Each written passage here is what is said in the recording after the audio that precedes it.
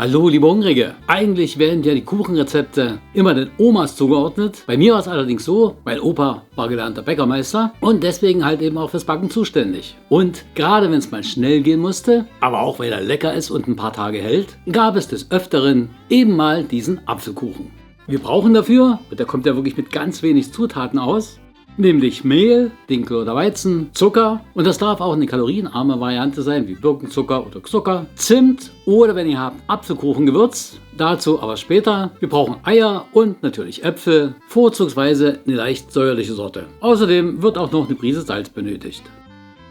Zuerst kümmern wir uns mal um die Äpfel. Diese werden geschält, anschließend entkernt und dann in kleine Stücke geschnitten. Dann schütten wir den Zucker in eine Schüssel, schlagen die Eier dazu, 1, 2, 3 und verrühren dann alles miteinander. Am besten natürlich mit den Schneebesen des Rührgeräts. Erst wird schaumig, dann eher cremig. Das Ganze dauert so 3-4 Minuten und ihr werdet feststellen, dass die Mischung auch immer heller wird. Dann geben wir noch eine Prise Salz dazu und schütten das Mehl mit hinein, rühren dieses ein, verteilt so auf 2-3 Portionen. Am Ende haben wir einen homogenen Teig, den wir nun aber noch ergänzen und zwar entweder mit Zimt oder aber, und das bevorzuge ich, mit Apfelkuchengewürz. Und das kann man entweder kaufen oder aber sich selbst mischen. In der einfachsten Variante einfach Zimt mit ein bisschen Muskatnuss. Ich zeige euch aber eine schönere Variante, vor allem schmeckt sie leckerer. Und dafür brauchen wir Piment, gemahlen, Ingwerpulver, Nelkenpulver und etwas Muskatnuss und natürlich Zimt. Alle Gewürze kommen nun in ein Glas. Also Zimt, Ingwer, Piment, Nelken und Muskatnuss. Deckel drauf, alles mal durchschütteln und fertig ist ein tolles Gewürz, kann die ganze Zeit der Apfelernte über verwendet werden und ist hübsch beschriftet, auch ein nettes Mitbringsel aus der Küche. Wir rühren das Apfelkuchengewürz nur noch gründlich ein und damit ist der Teig auch schon fertig, also fast, denn nun geben wir noch die schon vorbereiteten Apfelstücke mit dazu und heben diese unter. Nehmt dafür am besten einen Löffel oder so wie ich einen Teigschaber.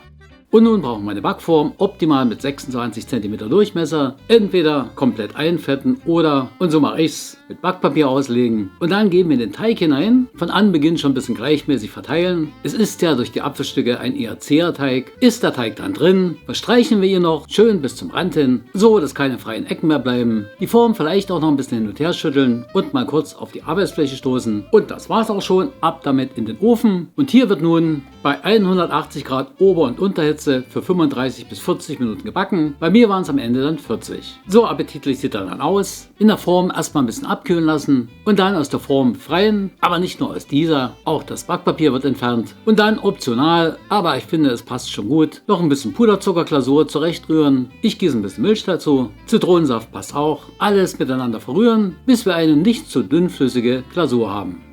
Und diese verteilen wir dann eben klecksweise oder in Streifen oder flächendeckend, ganz wie ihr möchtet, auf der Oberseite des Kuchens. Und fertig ist dieser leckere Apfelkuchen. Ging ja, wie ihr sehen konntet, wirklich schnell. In Folie eingewickelt, hält er sich auch ein paar Tage frisch. Schmeckt wirklich lecker. Wenn ihr wollt, gebt noch einen Klecks Schlagsahne mit dazu. Ich wünsche euch viel Spaß beim Backen und dann recht guten Appetit. Falls ihr aber lieber Apfelballen backen möchtet oder euch ganz anders lieber ein wärmendes Süppchen kocht, dann schaut euch doch diese Videos an. Bis zum nächsten Mal. Tschüss. Bye bye.